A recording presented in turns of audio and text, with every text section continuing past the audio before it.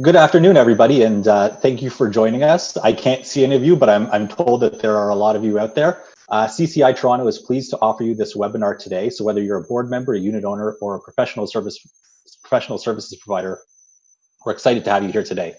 My name is Joel Berkovitz, and I'll be your monitor. I am a condominium lawyer with the law firm of Shibley Wrighton. That picture of me was taken just 8 weeks ago before the pandemic started, and you can see what I look like now. I'm joined here by our panelists today, who are Nancy Longera from Morrison Hirschfield, Bill Thompson, a property manager with Malvern Condominium Property Management, and Sally Thompson, an engineer with Synergy Partners. Before we begin, I'd like to provide you with a few suggestions or hints, as this might be the first webinar you've attended, or you may need to familiarize yourself with the layout of your computer screen. We welcome questions, and you'll see that there's a box at the bottom right of your screen that reads chat. This is where you can submit questions to the panel, and other attendees won't be able to see them. Please note that we'll be saving all of our questions for the end of the presentation, so you can ask them while we're discussing these issues, and we'll get to them at the end, and we'll get to as many of them as time permits. If you experience any technical difficulties, send your problem through the chat option, and our technical staff, also on the line with us, will respond and will get you the help that you need. We'll be sending out an electronic survey after the webinar, so please take a moment to respond to it so that we can continually improve our webinars to best meet your needs. The presentation deck will be posted following the seminar, and a link will be sent to attendees with the follow-up survey. A link to the recording of the webinar will also be shared in the coming weeks. We'd like to thank our CCIT partner sponsor, First Service Residential, and our CCIT virtual platinum sponsor, Duca Property Management, Inc., for helping to make tonight's webinar possible. For those of you who are looking for additional condo education opportunities, please consider signing up for our next seminar taking place on Friday, June 19th at noon on the topic of condo budgeting. Details are on the CCIT website. Now let's begin today's session. To start off, I thought it would be best to give everybody a quick overview of what the Condo Act requires with respect to reserve funds so that we're all on the same page when we start. The Condo Act requires corporations to have two different types of funds, a reserve fund and an operating fund. The reserve fund is used only for the major repair and replacement of the corporation's common elements and assets, and the operating fund is used for everything else. Many people refer to the reserve fund as the corporation's rainy day or savings fund because it's there to ensure that there are adequate funds to fund major replacement when they're needed. The overall objective of the reserve fund is to smooth out the spending on reserve fund expenses over time so that future owners and current owners share the expense. The Act requires corporations to fund the reserve fund to ensure it's adequate to provide for the future expected cost of major repair and replacements for 30 years. In order to determine this, corporations have to engage professional reserve fund planners to prepare detailed reviews of their common elements and assets and a plan to fund all necessary major repair and replacement over the next 3 decades.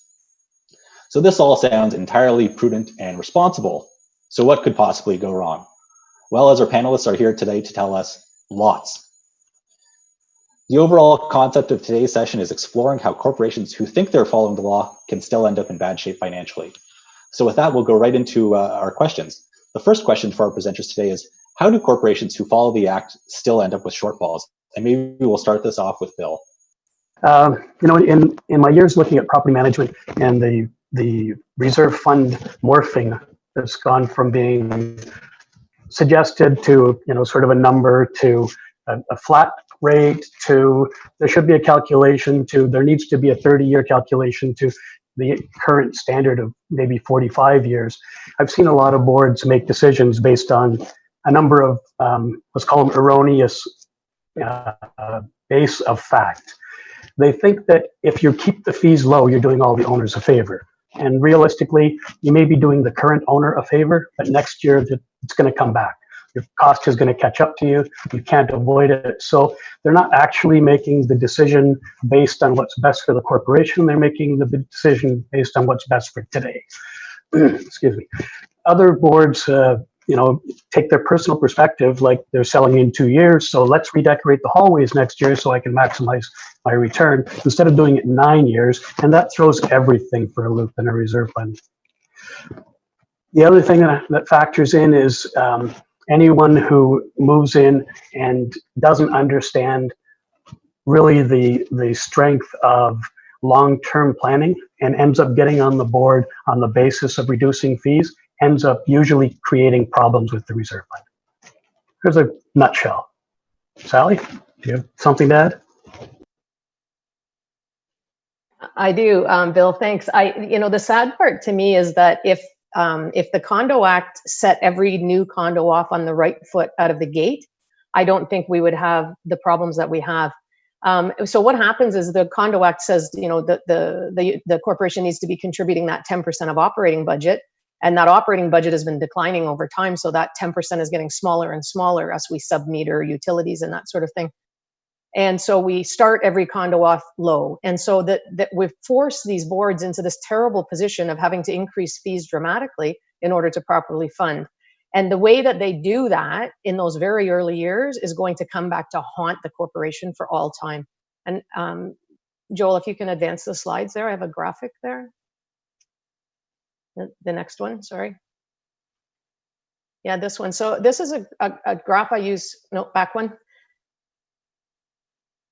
To show people what happens. So if you're a condo and somebody shows up in your year one and says, you should be putting $400,000 a year into reserves. So that's those orange bars that run flat across the screen there.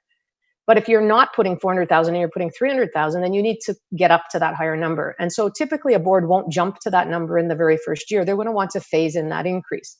But in the phase-in period, which is that sort of hatched bars, is showing the corporation's contribution climbing, there's effectively some missing money. So there's some money that's less than the corporation's fair share that's not being contributed to the fund for those years. And how we accommodate that is by adding a little bit to the future contributions of owners. So that's the little black rectangle on top of their fair share. So we're saying to future owners, you're going to have to pay a little more than your fair share because it's just too big a change right now. Now, next slide, please, Joel.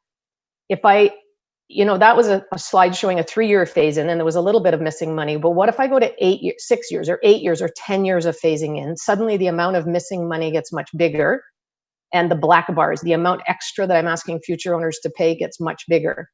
And then what happens if I do that phase in, not just the first study when the condo is brand new, but at the year 3, or year 4 really, and year 7, every 3 years? What if I do that phase in 5 or 6 times? Well, what ends up happening, what we see is that contribution level that's, let's say in this example, instead of being at 400 is at 100 to start, never gets up to the 400,000 for many, many years. And so that black bar grows and grows with each update. And you're creating a fund that is so tightly funded that if anything goes wrong, the corporation falls off the rails. So typically what happens is at 18 years old, they think they're fine. Some big project comes up, depletes the fund, then something else needs to be brought forward, and suddenly they have no wiggle room. They've used that phasing. And so this phasing to me is the kind of death mark. When we do it early for these condos is what causes most of these financial problems later in life. Nancy, do you want to add anything? Yeah. I've worked with some great boards. They do the reserve fund study regularly. They review it in detail. They ask us some really good questions. They trust us, and they're doing their due diligence. They're reviewing things in detail. But we do need to remember the reserve fund study is a model. And we've all been hearing a lot about models lately and how the assumptions that you make can give you really different results.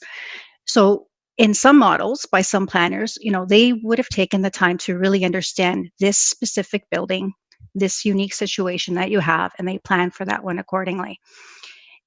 You can have another model that perhaps uses rules of thumbs, considers a typical building, but maybe doesn't get into a lot of detail. The reality is you're going to have to pay more for the model that looks at things in more detail. So it's a model. Does that mean it's fake? No, it's not fake. It's prudent. We have to make reasonable assumptions based on what it is that we know, the best information that we've got in front of us. One thing that happens, though, is the boards will start to defer things. They'll look at the model. Not so crazy about that model. Can we push that off? And, maybe we won't. But then time comes, the year comes, they look at it, they recognize it's a plan, they have some flexibility, they push off, they defer a repair. Not such a big deal sometimes, but they keep doing that and they keep doing that. And then it gets to a point where it just gets too much and you can't keep up anymore. And then you realize, I really need to deal with my critical infrastructure. I need to deal with my HVAC. I need to deal with my parking structures. You start deferring other things as well, your more cosmetic items. They're not as critical to the operation, but they do contribute to the enjoyment of the property and the value of the property. So you get to that point where you just can't keep up. Thanks, Nancy. So that's a good lead into our next question. What sort of information do reserve fund planners need to have in order to do these studies properly for their clients? Right. Can you move to the next slide? Yep. Right. So there's, let's say, 3 categories here. So there's information that's outlined in the Act, right? You need the drawings, you need the financial statements, and some records. The Act also refers to, other records that the engineer or the planner thinks is necessary to do this. And so, we're going to be looking for financial information. What money have you spent? How have things gone on? What's coming up? Do you have any contracts ready? We also have that category of information that the board or property manager, they have or they had, and it doesn't get shared. And, maybe it doesn't get shared. Maybe the record keeping hasn't been the best. So maybe it's not all organized. Maybe you don't think it's relevant. Maybe it's a report and you didn't like the conclusion in that report and you figure, I don't want to bias this engineer. And I'm going to see if they're going to come to the exact same conclusion. The thing is the reserve fund study is not the same level of review. This is not a second opinion on a previous condition assessment or investigation that you had. We need to find out, we'd like to know, have all the known problems been reported to us? We're on site for 1 day, generally. So it's a snapshot.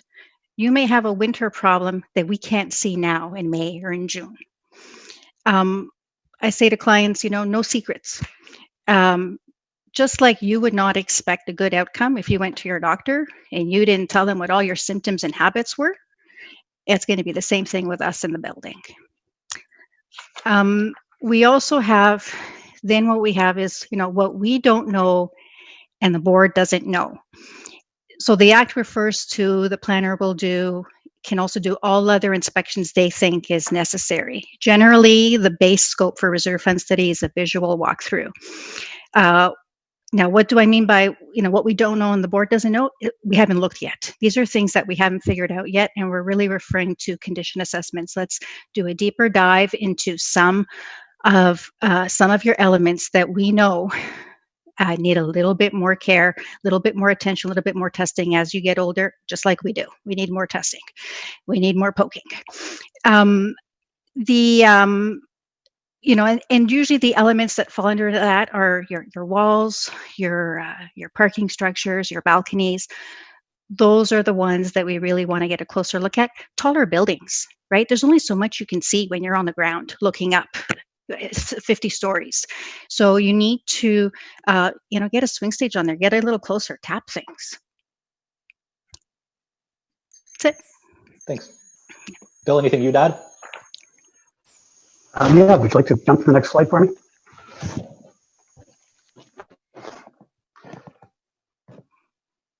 Oh, I got nothing in there. Okay, perfect. All right, well, the study can only be as good as the information that goes into it. Managers are always running around wearing multiple hats, trying to balance their time, trying to balance the needs, trying to balance the squeaky wheel. The phone is ringing, all these other things are happening, and we get a survey from the reserve planner with 37 questions on it, which is going to take us, if we do it properly, a day. It's going to take us the whole day to research and get the proper information to. Most managers don't understand the value of spending that day because there's too many phones ringing and there's too many people, too many contractors, too many other things that are happening in their life that they try and do it in an hour. And they, send links to stuff and those types of things. And that's just not going to provide good information to the reserve planner.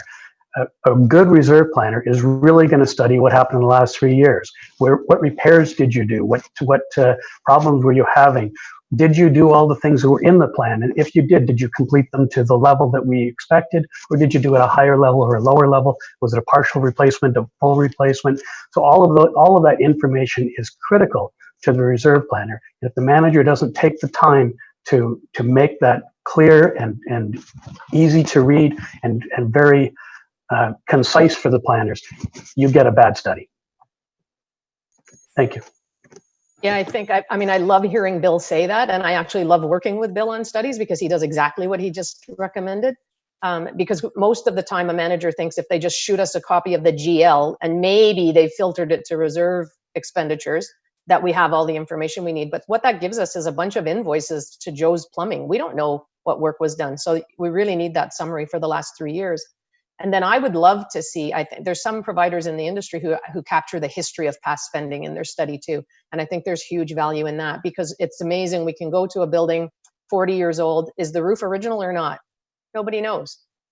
We think it was replaced when? 90s, 2000s? Nobody knows. And so if there's some ability to track that history of major components back further in time, that's also going to help with your reserve fund study. Because at the end of the day, if we're not sure how old a component is or its history, and we can't get any valid information, and let's say we're asking the manager for information, but we're just getting back really, like very answers that lack detail, let's call them politely, then we don't trust the content. And so we have to make the more extreme assumptions about the service life of the components, which is obviously going to be tougher on the finances of the corporation. So the higher quality information, the better, and ideally a history since day one of major spending. Thanks. So for anybody who's actually seen a reserve fund study, you'll see it sets out a list of every single major component in the building, when it's expected to need major repair and replacement, and its estimated cost. Now, for those of us who aren't in the field being reserve fund planners, it seems like there's a bit of magic to this. These numbers just magically appear in the sheet. So the planners, for example, have to estimate what a window replacement is going to cost 40 years from now. So maybe you guys can talk us through how do you make these estimates and how accurate are they? And we'll start with yeah, can you move on to the next slide, Joel? Right. So the Condo Act. So one thing about the Condo Act, it doesn't tell us the level of accuracy that we need to achieve on when we're doing our estimates. Some things are straightforward. We can look at them. We know the area that we're dealing with. We know we have to replace something. We have a good database of costs historically from all the repairs that we've done over the years, and we can apply a unit rate. There are a bunch of other costs, though, that will depend on that specific building. So we talk about some allowances and some contingencies, soft costs. Soft costs are generally the engineering cost. For many of the repairs that we do, there really needs to be an allowance for design in it, whether it's engineering, whether it's an interior designer. Other smaller repairs may not need them. Allowances and contingencies, you know what, when you open things up, you don't know what you're going to find when you open things up. So you need to allow for something for that. Allowances can include, accessing, getting into certain areas. How are you going to access some things? The vintage of the building, if there's designated substances, should be an allowance for allowing for that as well. That's going to be a more it's a more onerous repair, let's say. Could we, what if the board has obtained some quotes? So we might or we might not use them. Sometimes we get a quote and we actually see the quote is woefully inadequate. There's no way they can get a proper repair done for that quote that they've provided us. And there's no detail either. We don't know what it's giving. There's very minimal detail. If it's a detailed quote, then we would consider using it. Can you go to the next slide, Joel? Right. So then what about comparing to the building next door or something that you did maybe a couple of years ago that was similar? So things to consider: if the building next door did the similar repair that you did, maybe it's a sister building, did the similar repair, things are changing. So design and schedule. So did they put in the same window system that you plan on putting in? Well, maybe not. The schedule, if you've got a really onerous schedule, you're going to pay for that. Market and work conditions. So now, this is actually really interesting now when we talk about market and work conditions in the age that we're in now. So market conditions, often we refer to, are there any labor shortages or is there an issue with the cost of some materials that has come up? Work conditions, what I see now with work conditions is all the reference to physical distancing and any maybe additional PPE that's going to be used on site. We don't have a database for that yet. So, this is where we would make allowances. But we don't quite know how that's going to shake out yet right now. And I'm sure we could do an entire presentation on how COVID-19 is affecting everything if we had the time for it. Yeah. Sally, is there anything you'd add? I would add one of the things that I think, a reserve fund study is really hard work. And so done well, it's really, really hard work. And one of the things I think that gets overlooked often is access. Some of these new buildings, these new condos are being built tight to property lines. Am I going to have to pay to displace the parking in my neighbor's building in order to borrow their parking lot to access my walls? Some of these buildings are highly terraced. So I may have 200 stage drops just to caulk the building. Some of them slope inward. Some of them step in and out. The access costs are brutal. On the new ultra high rises, we have the cranes up there. And so you have a single stage sitting up on the roof, but that stage probably only holds 500 to 1,000 pounds. And so there's a lot of maintenance that you can't do from that stage. Or if you tried to use it with the wind conditions that are in place, you're going to it'll take you 3 years to change the caulking. So we have to be thinking about what mast climber installations we're going to use. Or another example would be window installation. If there's two ways to change windows. One is I bring them in the corridors and I lay them along in the corridors and then I bring them through your apartment. And the other one is that I bring them in from the outside on a stage. Well, from the outside is a lot more expensive, but depending on the nature of the building, that may be more appropriate. So those are all considerations that go into building those budgets, that it takes a lot of dedication to take enough care to think about them and to talk to the boards about them rather than just make a simplifying assumption. Bill, anything you'd add from a property management perspective? I think if I look at the key behind accuracy, it really comes down to the reserve planner's system, the reserve planner's diligence. If they're actually looking at the job as the basic design, like Sally was saying, what costs are involved with that. If you just look at sort of a ways and means kind of table and say, well, windows are X dollars per square foot, so I'll just put that in, you end up missing a lot of the uniqueness for the building. And a lot of the times, that's enough for that. We'll get into another topic in the next one. Sure. Thank you. So we've heard a little bit now about how even good boards can go astray on this. But I always find it interesting to hear what are bad boards doing to avoid their reserve fund obligations. Yeah, so that's kind of an interesting spectrum. Bad boards do things that they don't actually realize and things that they do realize. So let's look at things that they do realize. They get a plan that doesn't have the number they're looking for. They fire the reserve planner, hire another reserve planner to look for a lower number. Instead of diving into the reserve plan and saying, why is it this way? Let's look at the details of every single one of these programs and repair methodologies that are being suggested and see whether or not they fit what we're envisioning for our property. Because managers work with boards that have vision and they work with boards that don't have vision. And generally boards who have vision understand when they replace the windows, they're going to want to do these things. When they do the underground garage, they're going to want to correct these things. And boards without vision, they're really just in a repair blind walk down a path and saying, do we have to spend the money this year? If we absolutely have to, let's do it. But have we planned for it? No, we decided that we're going to do the hallways this year instead of doing the HVAC because decorating is important and people see it. So if you can't follow the plan, if you intentionally don't follow the plan, then why would you have a plan? When you send out a Form 14, Notice of Future Funding to the owners, you're making a commitment to them to say, these are the things that we're planning on doing for you. So that's where we're going. I think Sally's just cut me off. No, I didn't cut you off, Bill. It's a Form 15, but not a Sorry, Form 14. Form 15. Yeah, no problem. The form numbers are gone now. That's just where you're somebody. Don't even use them finished, anymore. Bill. Are you all finished, or because I'll jump in otherwise? Yeah, sure. You're finished. I was going to say it's funny because I've spent a lot of years dealing with boards, and And we, it's very easy to bucket bad into one box. But when I think about when people are behaving badly, I kind of remind myself a couple of things. One, everybody makes decisions that are valid from their own point of view. And two, most people don't have the moral fortitude, I'll call it, to do what's right in the long term if it causes them pain in the short term. And so, I try and filter what I hear from boards through that lens so that I'm not too critical of their behavior.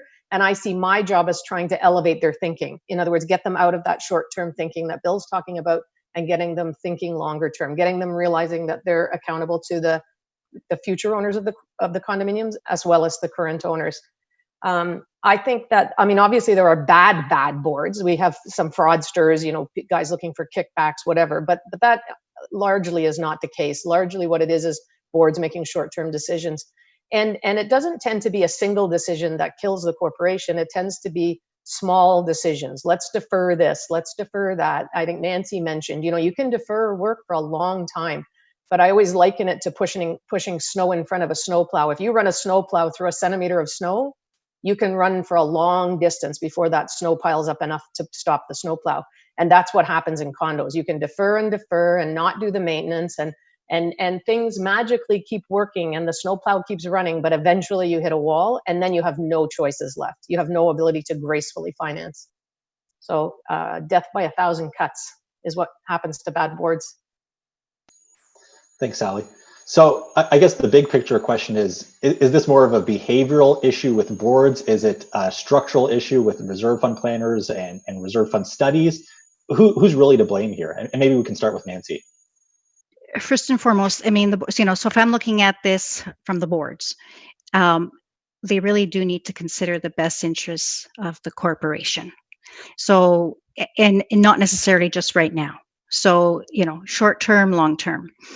They need to understand it really does actually cost that much to maintain and fix a building. Sometimes, they need to face reality. Maybe it's because they lived in a house before, or they lived in an apartment building and they weren't responsible for those costs. And so they have a hard time grasping it. Sometimes they just don't want to face it at all. We see boards that are trying to, and I've heard the term sometimes of some boards that they want to negotiate with the planner to get their fund down. And I have a hard time understanding that. So certainly they can ask some good questions. They need to understand also that the planner may not agree to all the revisions, and they shouldn't. That's actually good news. That means that the planner is taking the time and the care to understand if this is something that's good for you. It's not that they're just being conservative or academic. They need to understand if they're going to defer, it's going to come with a cost. So either you need to do some other interim repairs, you either need to do some more maintenance, the costs are going to get bigger. They need to understand deferral comes with a risk. So things are going to be, it's unpredictable sometimes what can happen if you start to defer things. For me, do the condition surveys. Most planners, I believe, will put an amount in a study for doing a condition survey to get that better information, especially on the older buildings or things where you really don't know what's going on or the extent of it just by looking at it from the ground. And doing those condition surveys, take those seriously, right? The better information you have, the better your model, the better the outcome. I referred to this before, no secrets, the record keeping, make sure you share all that information. Just put it out there. The professional's there to help you. Sally, what would you add? Well, I think, that's sort of saying if we look at that perspective, it's kind of here's the board, what the board can do wrong. But I have to say, and I'm kind of embarrassed to take this position, obviously, as someone who provides reserve fund studies, but the reserve fund study is sometimes at fault as well. I've written a lot of reports in 30 years of engineering, and the hardest report by far that we ever write is a reserve fund study. A large building in a reserve fund study, you might have 150 line items, and each one of those line items, some of them are easy, right? Replace the sump pumps. Okay, no brainer. How much does a pump cost? But some of them might need an hour, 2 hours, 3 hours to properly do the quantity takeoffs, maybe call out to contractors, think about access costs. And so it's a lot of work. And the industry has kind of evolved into reserve fund studies being a quite inexpensive report in the scheme of things relative to the amount of effort that's needed to do a good job. So the reserve fund providers have put ourselves, I guess, into the position where you are almost certain to lose money doing a reserve fund study. So therefore you may not be willing to put in the effort that is needed, right? So it's a bad situation to put ourselves into. And so it would be a lot better if we had a little bit more guidance from the Condo Act. I mean, one of the other things that happens is that's bad behavior on our part, as I talked about those long phase-in periods. But understand that if I walk into a board meeting and they need a huge increase, it's way easier if I tell them, oh, go ahead, phase this in over 10 years because the meeting is over in a half an hour. If I want to spend the next 3 hours of my life convincing them why morally it's the right thing to do to protect those future owners and not just to protect the current owners, I don't have a Condo Act that says this is the rule. I have to convince them that it's the right thing to do. And that takes a huge commitment. And so there's kind of a lot of pressure to do it for less and do it faster, but a reserve fund study is really hard, and it's really hard to implement properly. So it's very demanding. It's very, very tough report to get done and to implement with the boards. I'm a blame everybody person. I think reserve fund studies fall apart because of multiple reasons, not just a single reason, but sometimes the board tries to balance their budget. So they do some work through the year intending to take it from their operating fund, and at the end of the year they run a shortfall, so they start sifting through the books looking for eligible reserve expenditures. Anything over $500 must be a reserve eligible if it's major replacement or repair. And away they go, and then they put expenditures through the reserve fund that weren't anticipated. So they balance their operating with their reserve. And you know what, folks? You didn't save a penny.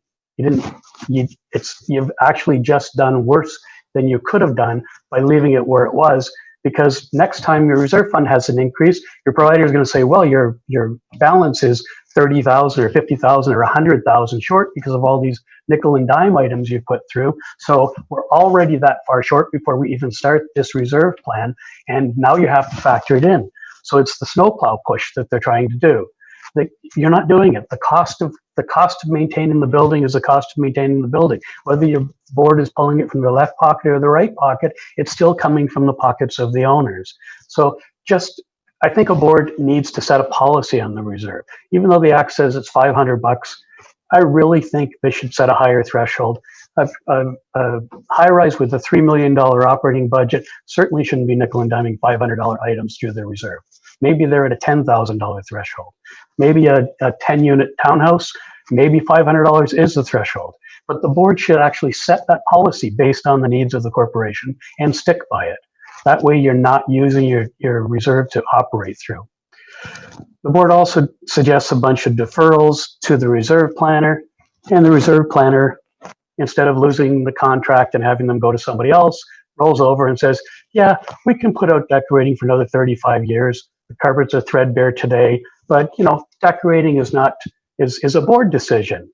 Well, you know what? There are things that can reasonably be put out and things that can't reasonably be put out, and reserve planners should stand their ground. They are the experts. They are the professional that's being paid to advise the board. Because you know what? If you're going to back off and let the board roll you over, then you know this corporation is in trouble and you've helped to cause it. And on top of that, we live in a world. We're not isolated. So we have things like, the cost of manufacturing in China just tripled. The glass has gone way up in price. Hurricane in the US, all of a sudden wood prices go up. There's world shortage of labor, changes in technology, changes in building practices.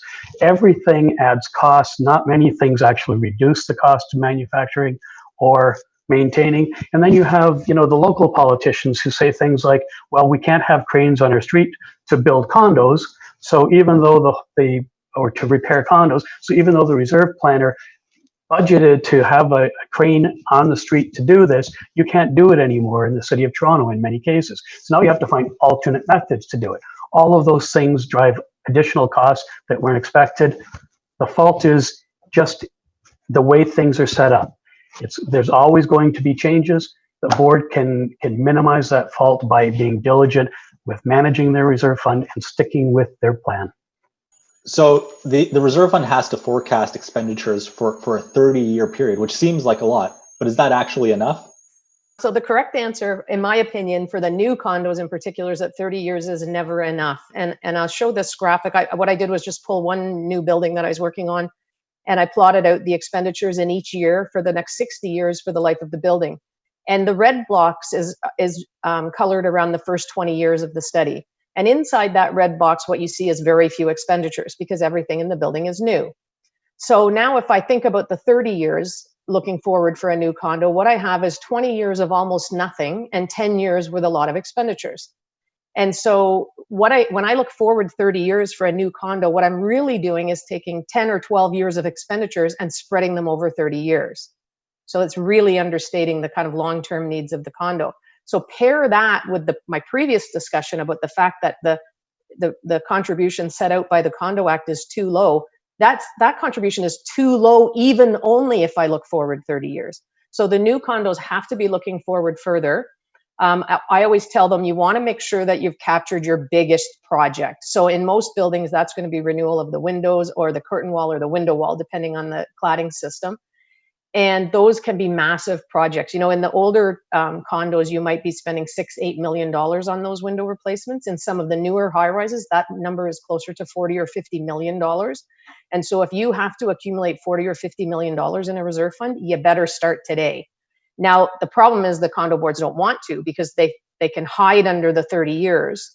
But imagine what happens to that condo when that $40 million project hits the 30-year time frame. So they need to look further. And then, and I mean, if I don't convince you by saying I'm only looking at 10 years of expenditures over the 30 years, what also matters in that early stages of a condo's life is that every time we move forward 3 years and I do the next update, I drop off 3 years that have no expenditures or very few expenditures, and I pick up 3 heavy expenditures.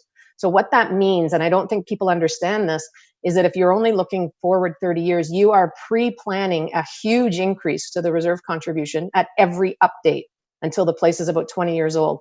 And so you can see how lethal it gets. If I know that hard-coded into the system at 30 years is a huge increase at every update, and if I choose to phase in over longer than 3 years at every update, I am just getting further and further buried, which is why the 20-year-old condo comes to me and is suddenly surprised to find out that they're severely underfunded when they thought they've been playing by the rules. Nancy, anything you'd add? So my graph is similar. So I'm not looking at it from so Sally showed the expense side. I'm showing what the closing balance looks like. So if I were only to look at the 30 years and you look at the blue line, so the blue line is showing the closing balance with a certain scenario, you figure, okay, towards the end of the 30 years, I'm down near a zero. It's still 30 years out. It's zero balance. That's fine. But what we always do is, it's still good practice, even though you only need to print 30 according to the Act, or minimum of 30, check to see what's happening. So just as Sally mentioned about how you get those costs in the post 30-year dip. So look what happens in year 33 when I'm there for the update, negative 4 million. All of a sudden you have to make that up. Now, we also see scenarios where, let's say the purple line, where the closing balance, if the client were only looking at the first 30 years, they say $2 million. Well, we still have $2 million. Yeah, but you need 4 or 6. And even that $2 million closing balance wasn't enough. And so, we have to advise them, even if they only see the 30, if they're only going to be printing the 30, they need to know what's coming down the pipe. I really don't want to be doing the update in 3 years and telling them, oh yeah, by the way, now all of a sudden there's this big expense in here, so we have to increase again. Chances are they don't want to be, I'm hoping they don't want to deliver that kind of message either in 3 years to the owners. Thanks. So I think I'm going to skip over the next question because I think this has been answered in some of the previous answers. Let's go on to the next one. And I think this is probably going to be of interest to a lot of people attending. So how do you actually recover when you're in a shortfall situation? So let's start with Bill, because I know he's dealt with this a lot. So really, it comes down to really simple facts. You need more money. There's really 3 ways that the Act allows you to get it. You can do a special assessment, which is to do a one-time levy to the owners in accordance with their percentage of ownership in the declaration based on your shortfall. It's painless for the board because it happens all at once, the thing is fixed, but maybe the owners can't handle that. You have to look at more than just the corporation when you're trying to make these decisions. You can increase fees.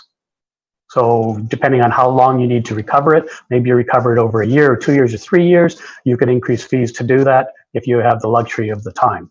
You can also borrow the funds that are needed. And borrowing is becoming more and more of a tool that's used as time goes on, because there are times when being able to do the work now or at this point in time will actually save you money down the road because of efficiencies of equipment or because of the escalation of the repair costs as time goes on. So sometimes borrowing the funds to get the shortfall done and putting that out over a 5 or 10 year loan might make sense to the community. So all of the funding considerations have merit, and you have to look at your community and actually spend the time and talk to your owners and say, here's our 3 options, here's why we're leaning towards this. Because if you don't do that, it becomes trouble. The community wants to be spoken to as intelligent individuals that help to make the decision. Thanks. Nancy, anything you would add? Yeah, I put a couple of graphs together just so there's a visual there. So, this is a scenario where we were looking at a building. We knew that they have a lot of money they need to spend up front in the first few years. And so we have here 3 scenarios. So if you look at the blue line, this is showing again what the closing balance is going to look like. So, you look at the blue line, it's following sort of the same path as the red line in the beginning, where we've got some big increases in the first couple of years in the contributions. But the blue line, you know what? Ignore that. That's a bad plan. We increased it and then it just goes out of control towards the end. We know the board will not think we are credible if we present this as a plan to them where they have $35 million closing in year 30. So then, but what we do know is they still need all that money up front, right? So is it the special assessment? So then you jump up that green line. So you have a big increase and there's your closing balance. That's one way to get there. And then your red line is, sure, we increase the contributions, but we don't want it to get out of control like that blue line. So then we do a big drop. So we've increased the contributions significantly, only to drop them later. I call that a special assessment in disguise, because you're still creating that big increase initially. If you can go to the next slide. So this shows actually, the contributions in a year, what it would look like. So again, ignore the blue. That's the one that goes out of control. And then the green is your huge spike for a special assessment. This condo didn't need this much money right away to deal with some expenses over the next 6, 7, 8 years. Or the red bars are, you increase the contributions quite a bit. But then look at year 10, right? In year 10 and 11, all of a sudden you've dropped your red. You've dropped your increase, because if you didn't, you'd get out of control again. If you can go to the next slide, Joel. And this shows over time your cumulative contributions. So if you calculate over the life or over the 30 years, how much money you've contributed, again, that green in the beginning, that's your special assessment. You've got that huge spike in the beginning to collect all that money that you need. But then look at the 30 years. At the end of 30 years, that has resulted in lower amounts over the 30 years. Versus the other scenario. Again, ignore the blue, but if you look at the red, you've started off more slowly, and in the end, you've actually contributed more over the life. So this is kind of similar to Sally's discussion in the beginning with the phasing in. When do you actually start contributing the money? The earlier you start, the better it is over the long term. The earlier you start. That's it. Thanks. I think the mention of a special assessment is a good seg into our next question, because these are never popular. Owners never like to hear that they have to contribute more money than they're already putting in. So what happens in the event that the board goes to the owners and says, we need to increase the funding, and the owners reject this, or they try and remove the board? What happens in that case? And Bill, maybe you can walk us through this. So the first thing that happens is you get a requisition to remove the board. Guys, we're not going to pay more fees.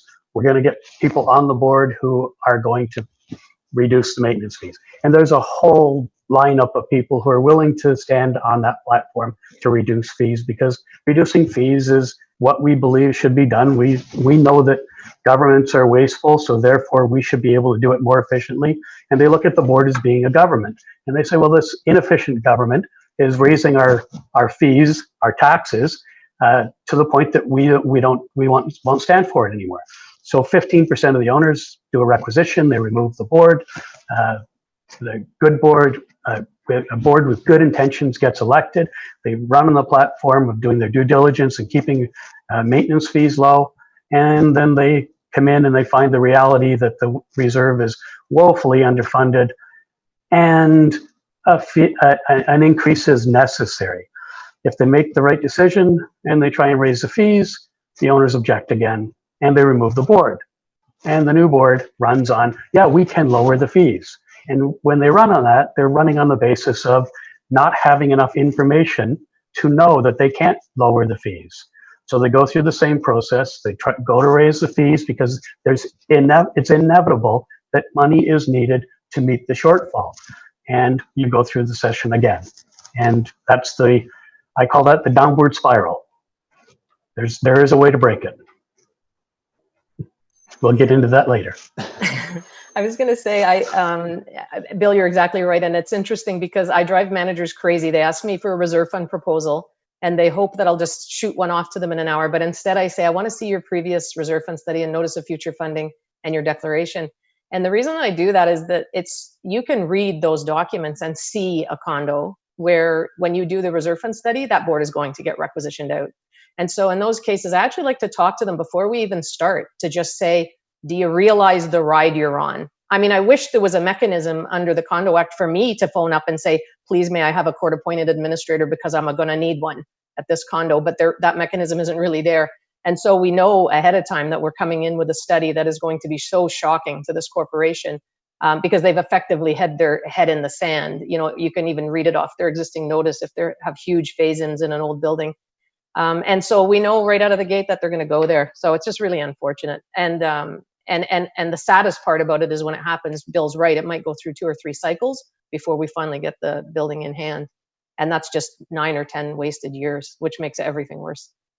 I think everybody here would probably be interested in some real life examples of the type of challenges that you guys have faced. So I asked our panel here today to think about the most difficult reserve fund situations that they've found themselves in. And maybe it'll be sort of a lesson to everybody about what can go wrong and also what can be done to fix it. So maybe we'll start with Nancy. So what we had here, so I'll just give you some background. So this is a townhouse corporation, 1970s. And when we arrived, the contributions were around $350K per year. And they had an opening balance of just around $300,000. And, you know, I'll get into details later, but really what our recommendation was within 5 years to jump from the 360,000 contribution up to $1 million. And there were $6 million worth of repairs coming up. Now, this is the previous study. I would call the previous study for this one. So this was our first time here, 2015. The previous study, I would call it a good study. It had allowed for condition assessments. It was quite detailed. The board didn't do the condition surveys. So when we arrived, what you see there, the photo on the left, a little no parking, the photo, that's what we can see when we do a reserve fund study. We're walking around the outside. So we understood from review of the drawings and review of the previous study what that construction was like. We also understood what the risks were. So when we get onto the balcony, you'll see that that's what we see when we're on top of the balcony. So the top right photograph with the barbecue there. You see that, okay, so there is some water going on here. We know there's a risk to this property. This is one where we recommended that they remove that metal. Strongly recommended that they remove that metal underneath the balcony so we can take a closer look, because we knew from the history that was there, this was an unknown risk. And so, you know, you can see if you compare the photo on the left and the bottom right, that's what you can see when you do a condition survey, when you start to do some destructive testing, you start to see a little bit better. And move to the next slide, Joel. So the top left, you know, we made several openings. The top left, that is in good condition. So that red there, that's part of the structure. That is in good, look at it. It's clean, it's intact. Then you move over to the top right, and that one there's some corrosion happening there, but it doesn't look like anything's falling apart, but it is, but that needs some help. and then you go to the bottom one. That is just not working. That is not working. This was an immediate shoring situation. And so, but you know, when you can almost understand from the point of view of the board, when they're walking around the outside and you see the previous photo and it's just the metal is hiding things. But this is where the planner can, even though we don't, we're doing a visual review, we understand what the risks are. And that's why we include those condition surveys in there. So of course, once we did this, we had to include an amount to do these repairs. Now, we had only opened up a few. We didn't open them all. But 3 random ones, 3 different results. You have to open them all up. I can't predict. We have to open them all up over time. So that has to be allowed for. Now, so there was another provider before us, 3 years before us. Then we were there. They did invite us back. They invited us back to submit a proposal 3 years later. But we understood, Sally's mentioned, I mean, it's a lot of work to do a reserve fund study. We knew this was going to be a lot of work. We priced it to be a lot of work. The other thing we did was, and I think this might have been the first time we did this, we actually told them we can't do your reserve fund study unless we also do the detailed garage condition assessment, because you have a big risk there. We need to see what's going on. So we wouldn't just do a reserve fund study, a typical reserve fund study. There was that much of a risk. So we didn't get hired back for that one. And I don't know what's going on there now, or who's there. But this, you know, if everyone takes something away today, it's do the condition surveys, so you can get a better idea as to what's going on. That's it. Thanks, Nancy. Bill, we'll go to you next. All right, let's put the slides. So my scenario is that multiple removal petitions, remove the board, do it again, do it again, do it again, do it again, until their budget looks like almost no money going to the reserve, because they're putting $300,000 a year into legals to fight each other back and forth and back and forth and back and forth. In the meantime, the city has work orders on the building. The suspended slab for the garage is suspect and leaking all over. People are getting their cars damaged. The scenario is the perfect storm for everything that can go wrong, would go wrong. So, for instance, the first thing that we had to do was address the underground garage, and it's a single level garage with a huge expansive 12-acre property, virtually all garage. So imagine the cost of that roof slab and everything on top of it. So you're removing all the landscaping, you're removing all of the roadways, the sidewalks, every single component that's on top. All of those costs are pent up. This corporation had, best estimate, $10 million worth of pent up repairs that should have been done prior to the date that I was appointed as a court appointed administrator. So finally a board said, well, we know we can't raise the fees because we're going to get thrown off again. So let's go to court and get an administrator appointed. So what can an administrator do? The exact same thing a board can do, but they can't be thrown off except by the court. So you can raise fees to get the necessary work done. Go to the next slide, Joe. As you look at the building, you go, well, there's a whole bunch of things.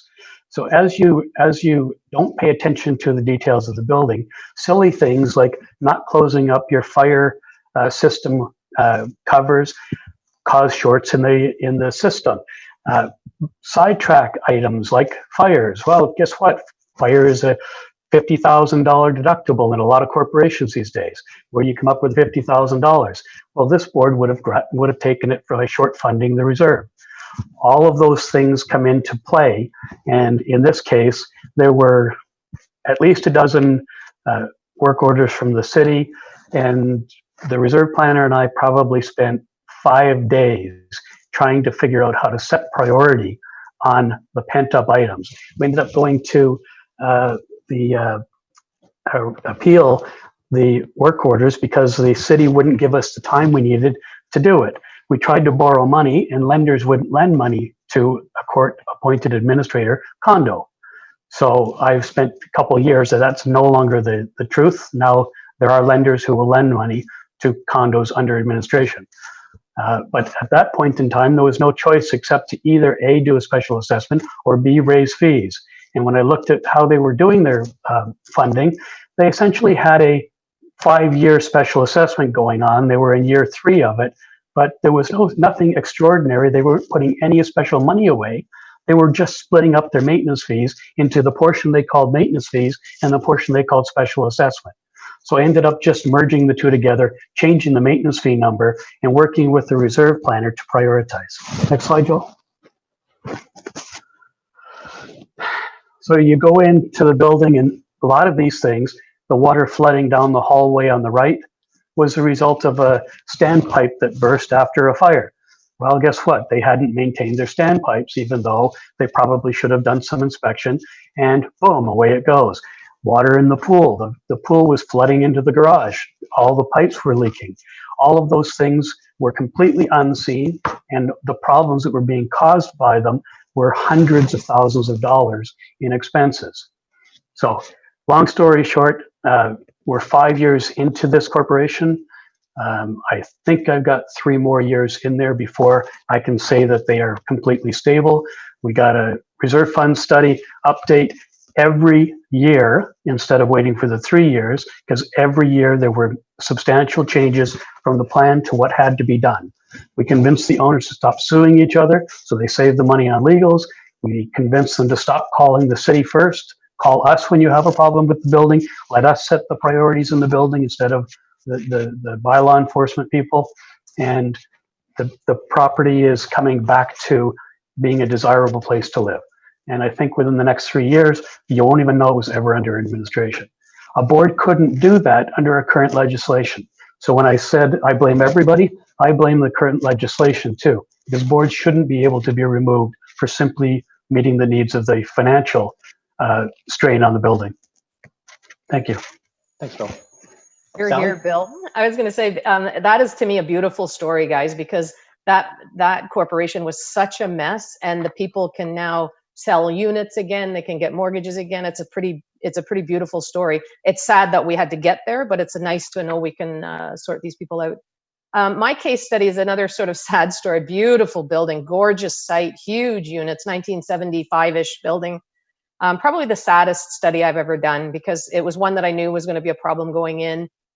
We did it. We get to the site, and it's funny. I was walking with the super, and we started at on the ground floor, and we see things like these stairs. And I'm looking up at the building, and I can see chunks of concrete down from the balcony slabs on the left in that photo on the left. And next slide, Joel. We went through mechanical rooms, and everything was. They'd actually changed boilers, but other than that, everything was pretty old. I get to the parking garage, and apparently I went very quiet because this was a parking garage that needed immediate shoring.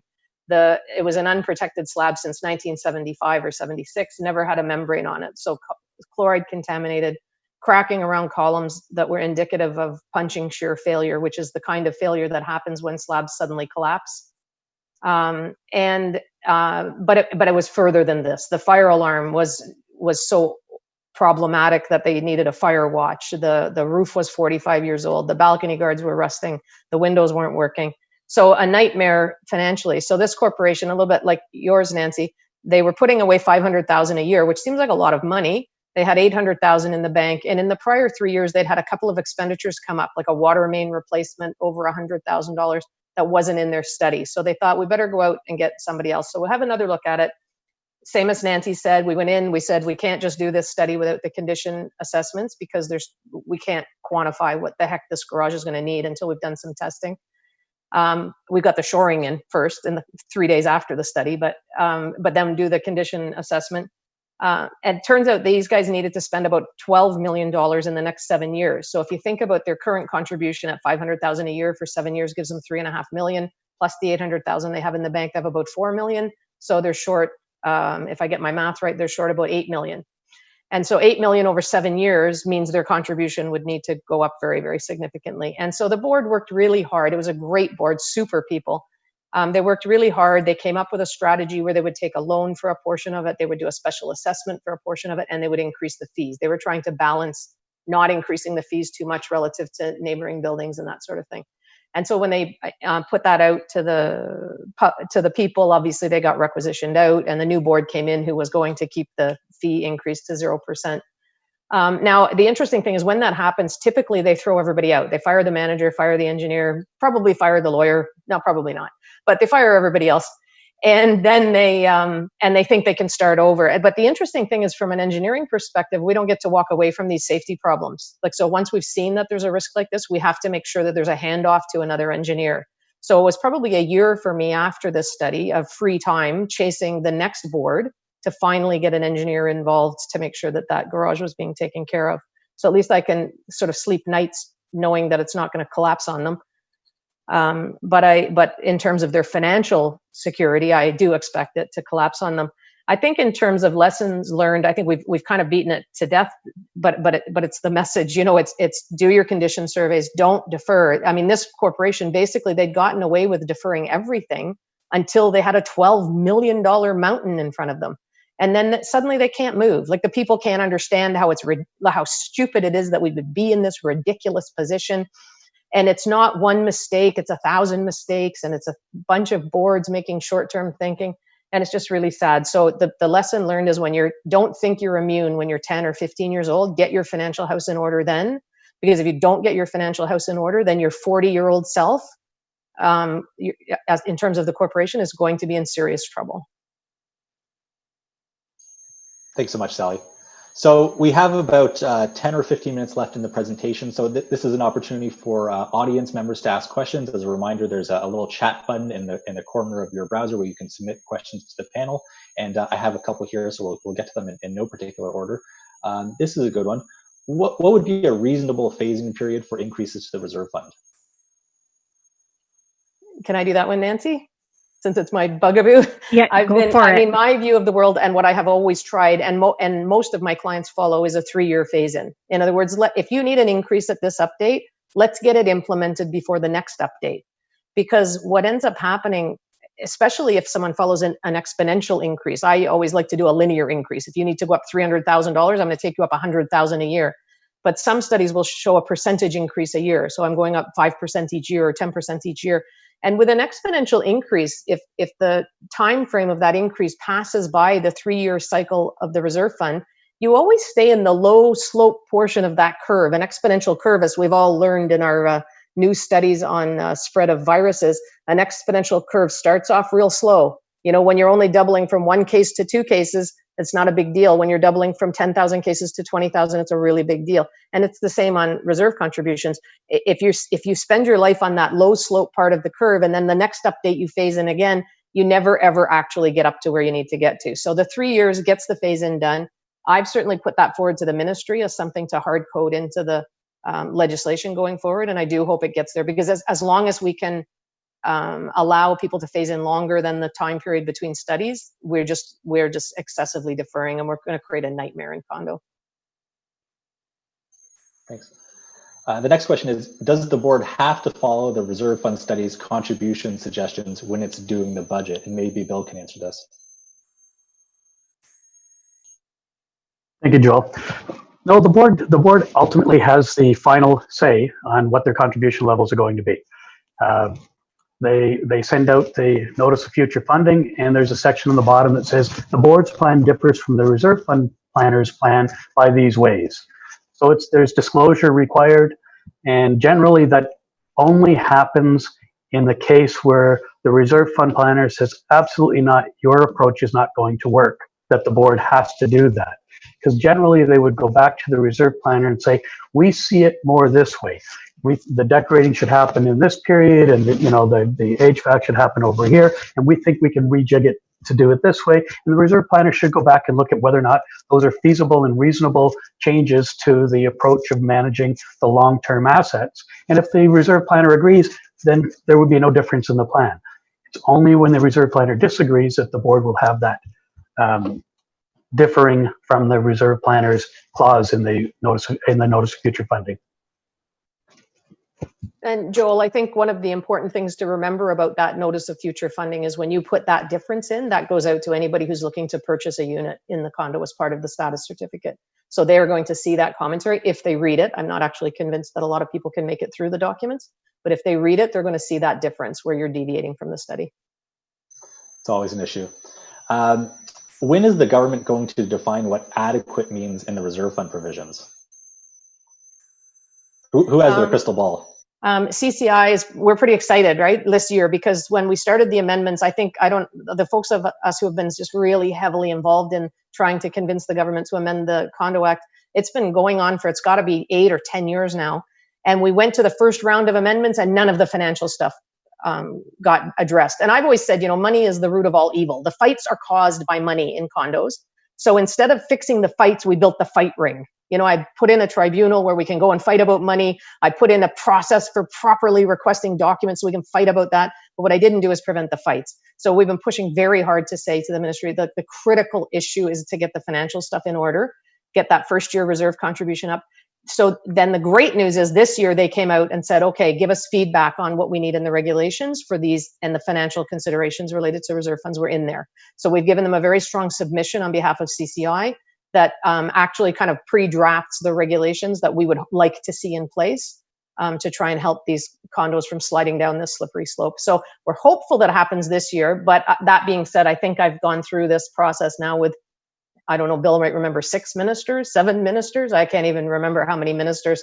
And so hopefully we keep our minister and hopefully we get it done before we change governments again. So on the same subject of, sorry, Bill, do you want to add something? If I could just throw in, in the government is also struggling with something called affordable housing. And, condos sort of fill that void for affordable housing in most cities. And if maintenance fees get too high, the affordability of them sort of gets in question. So I'm not sure that there's the political will right now while they're trying to figure out how to make affordable housing in Toronto and in Ontario, whether or not there's the political will to actually mandate mandatory reserve fund numbers. Again, I think the interesting thing is for the existing condos, getting them up to the right number increases maintenance fees. For the new condos coming out of the gate, if we started them right, the maintenance fees would be higher out of the gate, which I believe would have a downward pressure on the price of the units, which people may or might not like. If you own one and want to sell it, that doesn't make you happy. But for the young people trying to buy them, that would make the condos more affordable if we actually had realistic contributions from day one. And like Nancy's graph showed, if you start higher earlier, you're going to stay lower longer. So in reality, those condos will be much better off in the long run. But the initial period of getting everybody to the right place could be very painful. That's a good point, Sally. And I think, too, it would help to prevent the shock that everybody has when they go into their second year budget and they see their fees increasing by anywhere between 50 and 75%, which is a very common thing. So also on the subject of changes to the Act, this is a question from the audience. There's changes to the Act that haven't come into force yet that are going to allow certain unit repairs to go through the reserve fund. Once these changes to the Act are enforced, how can reserve fund planners budget for these unit repairs? The interesting thing on that topic is I was involved in those conversations, and, that clause got put in because there are certain declarations where the declaration says the in-suite fan coils are part of the unit. And then under the repair and maintenance section, the corporation has the obligation to replace them. And so in theory, under the current legislation, while the corporation has the obligation to replace them, they don't have the right to budget for them in the reserve fund. So there was no mechanism for them to fund. So so it actually says for the repair and replacement of the common elements and the units where the corporation has the obligation to do so. So it's not that they have the obligation to repair the units, it's that they have the obligation to repair the units where they have the obligation to do so. So that's meant to capture, sometimes you'll see windows that are in the unit, but are the responsibility of the corporation to replace. Sometimes you'll see HVAC that's in the unit, but the responsibility of the corporation. So I don't see it being a problem as long as the lawyers don't create silly opinions about some alternate meaning for it. If we stick to that meaning, we should be good. So the reserve fund study, the budget planning, contains certain assumptions about interest rates and inflation. I'd be curious in hearing from you guys, what are those based on, and do you think those are going to change given COVID and other world events? Yeah, that's a So historically, long time ago, we would always try and keep a 2% spread. That would seem to be sort of like the rule of thumb. You keep a 2% spread between the two. What actual rate you used didn't seem to make too much of a difference. It was the spread that was important. We've seen that change lately. So that spread has gotten tighter or just doesn't exist at all. We, quite honestly, with what's going on now, we're not sure. We don't know what's going to happen now. So is it going to our, if I don't even think about interest and inflation, if I think just about even just of the costs of work that's going to be going on, are contractors going to be interested in ramping up again, and are costs going to be higher? Or is it going to be harder to do the work now? And are those costs going to be higher? Or sorry, they're interested to do the work, they want to get the work, costs are going to be lower.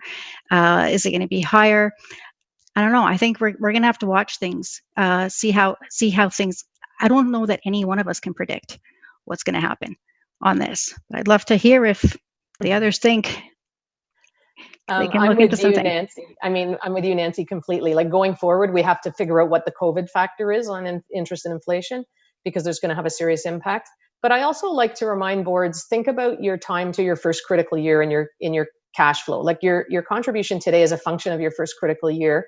And if that's 5 years from now, and every penny you put in the fund is going to get consumed on projects the same year, then forget earning interest. You're not buying 5-year GICs. You're just spending the money. And so you have to be cognizant of that timing. If you're spending all the money in the short term, your interest is going to be minimal, and your inflation assumption is less relevant than your minimum balance. Make sure that you have a buffer against surprises. On the other hand, if you're a brand new condo, and let's say you're being diligent and looking out 60 years, now the interest and inflation assumptions have a serious impact on the contribution, because I have so many years where that interest will accumulate and then grow more interest. So for the new condos, the decision about interest and inflation is much more serious, and quite frankly, much harder, because like Nancy said, we had 40 years where the spread was between 2 and 3%. So a rational person might assume that the world will go back to normal, if we can decide what normal is, and that spread might redevelop over the forward-looking 40 or 60 years. A cautious person might say, no, the world has fallen and we will never again earn interest that's more than inflation, so we should make them the same. But those decisions have a huge impact on the corporation's fund. So I always say, think about who you are. New condo, we better be thinking about those assumptions. And the good thing is, with an update every 3 years, we kind of mark to market the prices. If this update is done well, those unit rates should all be being revised to current market. But I don't know if everybody, I say those words, and Nancy knows what that means, and I know what that means, and Bill maybe does, but I don't know that people understand what a big job that is. So if I have to go through those 150 projects and look at the unit rate that's of the caulking and the windows and the roofing and the boilers and the pumps, and update those, that means I need to have a system in my house where I'm keeping track of all those prices, right? Where I'm either taking them from tendered work, or I'm getting them from other condos that have done the work. So it's a lot of work to market on the pricing. But at least we can do that every 3 years, which captures the inflation. Boards get confused by those numbers because they look at it kind of as their bank account and the cost of living, and generally, in essence, they believe that the money in the bank is keeping up. It's basically they're getting inflation on their money. Reserve funds, I don't think, work quite like that, because it's not actually inflation that's driving the cost. It's the cost of construction, the cost of materials, and the economy. If there's high demand, the pricing goes up. If it's low demand, wise boards would be spending money like heck as soon as the COVID is over, assuming that there's a pent up whole bunch of people want work. But it could be the exact opposite, and it's tough to make that call. Maybe everybody needs to make up the money because they had a shortfall for the last 4 months, so they're going to double their price and only take high price work. So you can't predict exactly how the economy is going to react, but don't assume that interest differential between the interest rate coming in and the cost of inflation is actually that basket of goods, the CPI. It's not. It's a construction cost. Yeah, what's amazing in this business actually is it's so industry specific. Like, I'll give 2 examples. One would be mastic asphalt, where we used to have 3 contractors in the city who did mastic, and I think one of them dropped out and the price went up. Or we had, there was one sort of smaller elevator firm that was doing a lot of the elevator modernizations, and they dropped out of the market, and the price of elevator modernizations went up very significantly. Or a fella died and the price of ramp heating systems went up very significantly. So it's not CPI, it's so sector specific, so geographically specific. And that's what we're charged with as reserve fund providers, to have our thumb on that pulse so that we can reflect that in the studies. I think that's going to be all the time we have for today. So I wanted to take the opportunity to thank the panel. This was a great discussion today. So thank you, Nancy, Sally, and Bill. A reminder to everybody that the next CCI event is going to be on Friday, June 19th at noon on the topic of condo budgeting. We hope to see everybody there. Thanks for attending.